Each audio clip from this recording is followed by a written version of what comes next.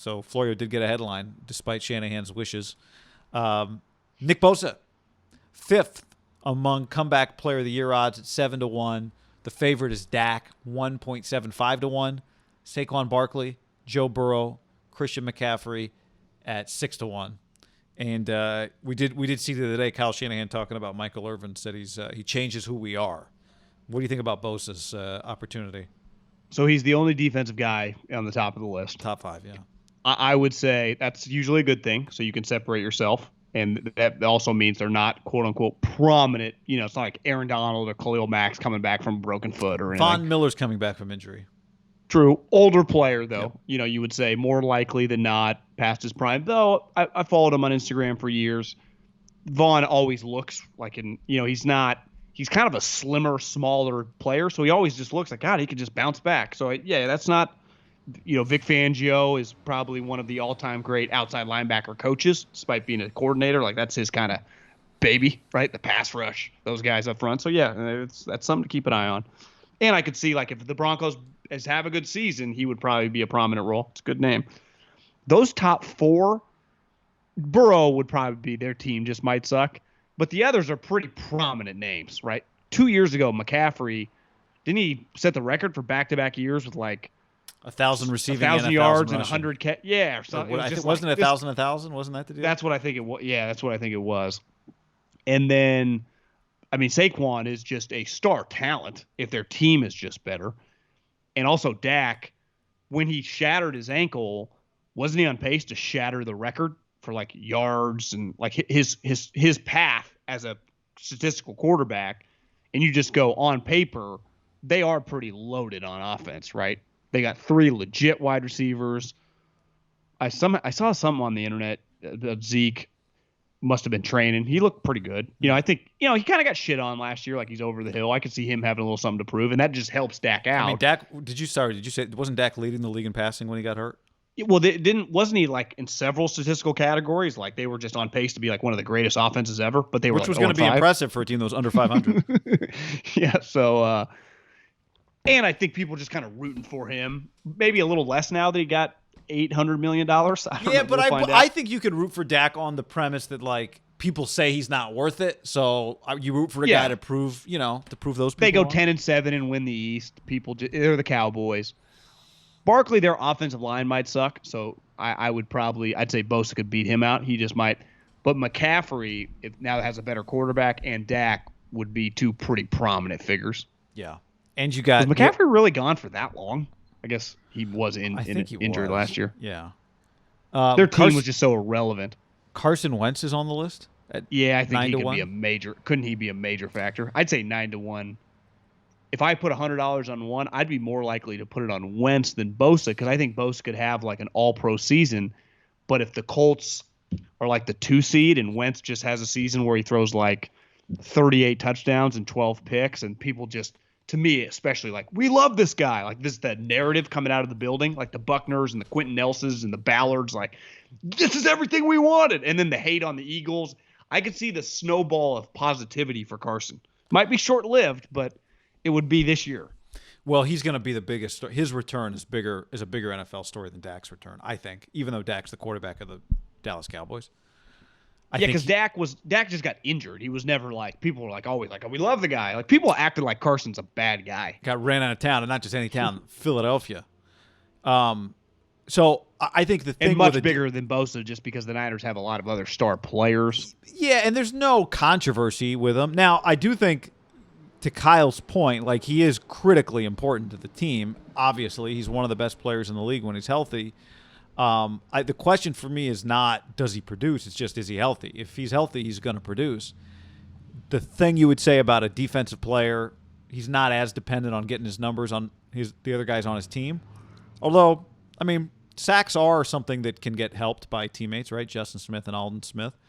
So if the team around him is better, it helps him. But the problem is Carson's got a good team around him. Offensively, Dak has a good team around him. So quarterbacks, while they're somewhat reliant on other players, those guys you would say have players that they can rely on around them. Now, Bosa could just rip off 16 sacks, right? We don't actually care who wins the Comeback Player of the Year award. It's more about is Bosa back? Because here's the thing. Dak being back, does that mean he's a tier 1 quarterback? Not necessarily, if he's just back. You know, it's hard to even remember. Is Carson back based on the 1 year that he had that he looked like he was going to be an MVP? Like, is that what his standard is? I know what Bosa's standard is. Bosa's standard is one of the best pass rushers. If he's healthy, then you make the short list of the best pass rushers in the league. He's on it. Yeah, to me, what they need out of him is just one of those, the Khalil Mack season where he was like all pro at 2 different positions. Now, obviously, that wouldn't happen to Bosa, but like the Aaron Donald's like second year was like, okay, what was kind of expected out of him last year, they just need him to be a star. And to me, if he's a star, he'll get votes. It'll probably be difficult to win it because typically it's just, last year Alex was a unique player, but an offensive guy can just tear his ACL and the next year come back and be an all pro, and it's just so much sexier that they just need him to be like a first or second team all pro and be one of the considered the best pass rushers in the league, and they'll be fine. And then it'll just take care of itself. To me, he'd probably have to be historically like do something like 19 sacks to win the award. But the Niners would sign up for like 14 and a half and just dominating the run game and just being one of the best players in the league. Yeah, right? I mean, taking back I guess 17 games, 13 sacks used to sound like a lot. Is like 15 the new 13? That extra game, a lot more reps. You would take that right now, 15 without. If I told you he's got 15, 14 and a half, you'd take it in a heartbeat.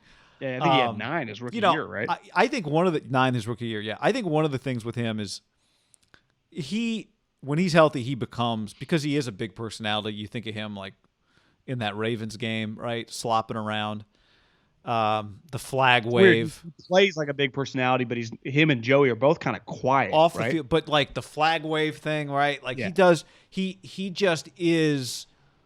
He's a face of your franchise if he's healthy. He just hasn't been healthy enough to really be a face of the franchise type player. But if he's healthy, he's right up there with anybody else that you would say on this Niner team. I mean, he can be as big as it gets. The way Vaughn got, the way Chase Young in a short amount of time has done for Washington football team, right? Like, to me, pass rushers by far on defense become they can represent the personality of your team more than any other position. Now, you can get linebackers or safeties, corner, whatever, but pass rushers can, I don't know, they just change the way you look at an entire defense. Well, I think the Browns are a great example. Like last year, it was clear, and I think Browns fans might tell you it's been a couple years, but it's harder when your team sucks. Like once they got Stefanski, and then you just watch a random Browns game, you're like, I don't think the offensive tackle can touch Myles Garrett. Yeah. And now they're just like, just throw Clowney, whether he's great, not whatever. Who cares? We got Myles Garrett, right? He makes everyone look better.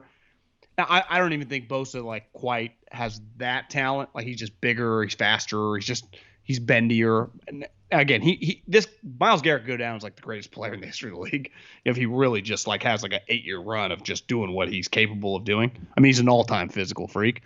But I think you see it with Joey is the same way as Nick.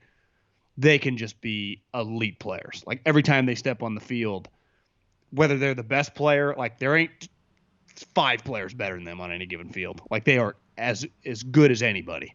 And that to me is that's what the Niners had immediately with Nick, which I didn't quite expect it. I'll be honest, I was a little low on him. I'd say my greatest media miss would be McCaffrey. I said he'll be Edelman. That's clearly not the case. He's a great talent. I kind of just went against the grain. It was a little Louis Riddick on me just because everyone was blowing Nick Bosa. Anti-white guys. That's what you are. Yeah, a little anti-white guy / the chances like he's really going to be as good as Joey. And it's like he's actually kind of maybe better. He's a little different. Joey's more power. Nick's a little more like we speed. need like 2 or 3 years of health from both of them to really have that conversation. I mean, Joey's been doing it for a little longer. Like Joey's pretty well. Joey's been paid already. Joey's got $100 million. Yeah. We're still a couple years away from Nick getting paid. He's had 1 season. But here, the other area where he's really valuable, it's not just his sack number, right? It's not just him being healthy to get his own.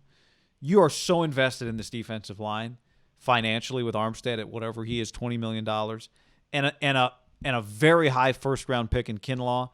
And, those 2 guys are both kind of tied to the DeForest Buckner trade that they need to be better.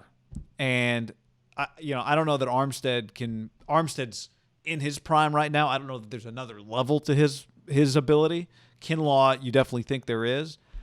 But I would think Bosa helps those two guys so much, which is so critical because you've invested so much in them, right? So it doesn't, having the grippiest car tires that you can buy on the market do nothing for you if they're sitting on a Toyota Camry. So you need this whole thing to work together. Like, it's got to work together. I think the hard part about DeForest is I think typically if you just look back at some of the Belichick trades over the years, it's hard. They sold early and they had to do it big picture. And they kind of bought on Armstead, right? Yeah, but to me, you just typically you sold on Richard Seymour could be kind of wanted a ton of money and was kind of a pain. Belichick did it when Mankins was older. It was a lot of times older. He usually gave his elite players first contracts, a second contract. They got 7-8 years on the Patriots. DeForest he got his 4 years, right? And then he got paid going into his 5th. Just maybe he got 5 years. I can't even remember now. But my point is, I just follow the Colts on YouTube. He's one of the faces of their team. And he's an elite all-pro and just one of the, I bet if you just ask, random scouts and coaches in the league, who's a guy you just respect on tape? They'd be like, that fucking Buckner guy, man. If I said, and it's Armstead. The Niners would shave his contract by a third right now if they could, right? Get it to $5 million. If I said Armstead and Kinlaw for Buckner, Ballard would hang up, and the Niners would do that deal. Now again, part of this is banking on Kinlaw doesn't have to be Buckner, but the two of them together have to combine for more than Buckner's value. Honestly, I don't even think Ballard would say yeah, can I have a meeting with my guys? He would just no. No, you wouldn't.